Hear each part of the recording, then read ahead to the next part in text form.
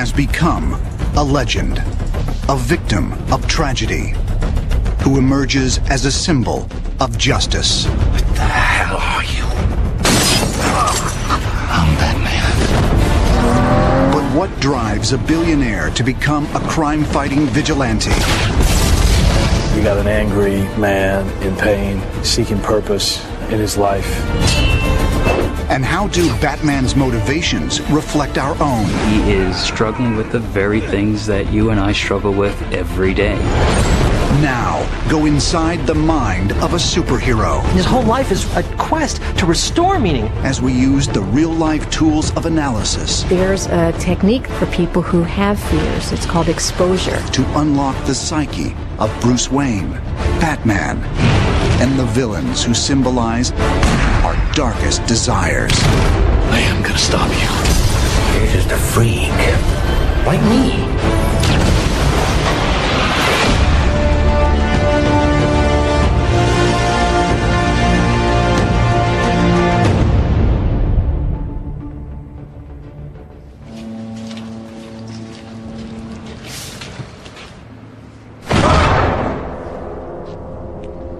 Hey. Stace?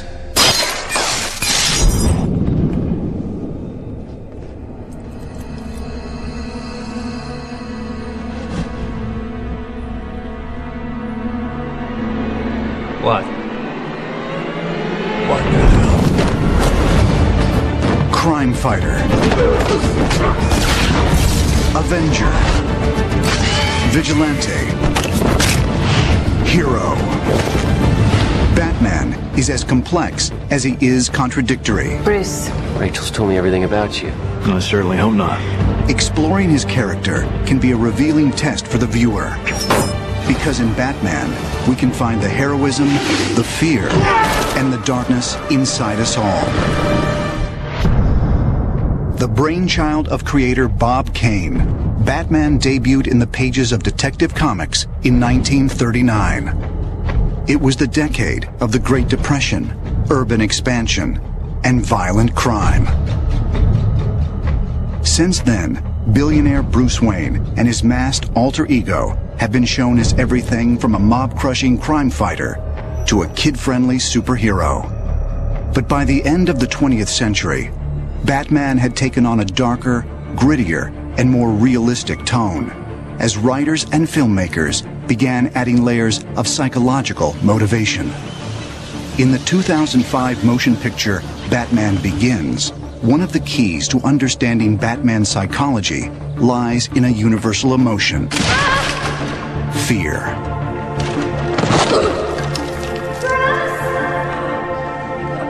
In the film, young Bruce Wayne develops a paralyzing fear of bats.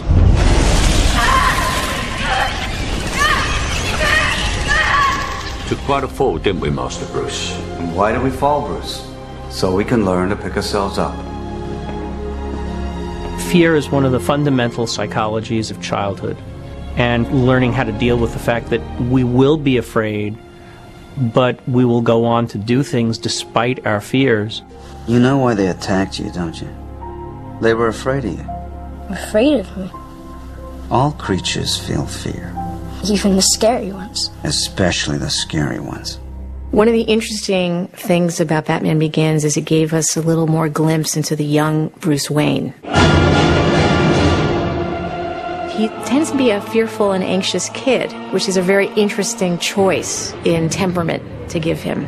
It's almost like he's starting to have a panic attack in the play where it's a callback to the bats when he fell in the bat cave.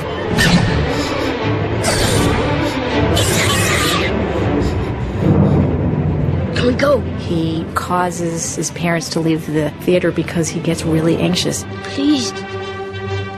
Okay, let's go. Central to the Batman mythology is the notion of choice. That's very, very central to everything. The Batman stories portray the alternatives of good and evil, life or death. In Bruce Wayne's case, he was confronted with the most horrible tragedy one could imagine. Wallace, Joey, come on, fast. That's fine. Here you go. Hey!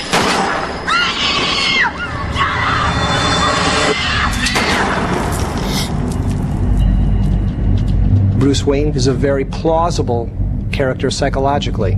Kids generally, even if they're not directly responsible for some terrible event, generally personalize the event and take responsibility for it. Don't be afraid.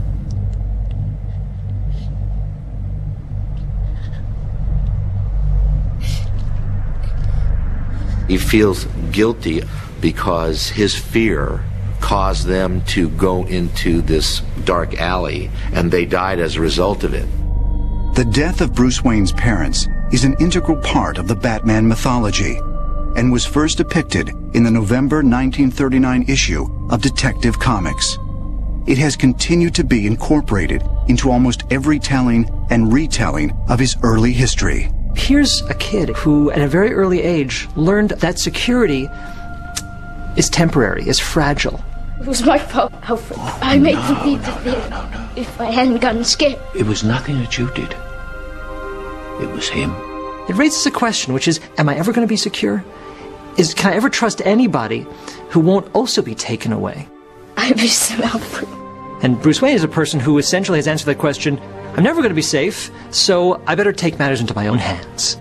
Rachel, this man killed my parents. I cannot let that pass. You have the ultimate psychological moment of Batman. They're in the courtroom where his parents' murderer is on trial, and he has a gun in his pocket, and he has to decide whether or not to use it. There's a member of the Wayne family here today. Has he got anything to say? That's the character's moment of growth and judgment.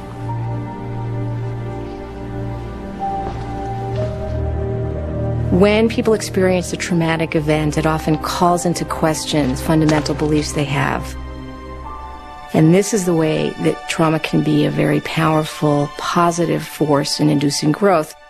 With Bruce Wayne, he became dedicated to avenging, not revenging, but avenging his parents' death and protecting innocent people from criminal acts.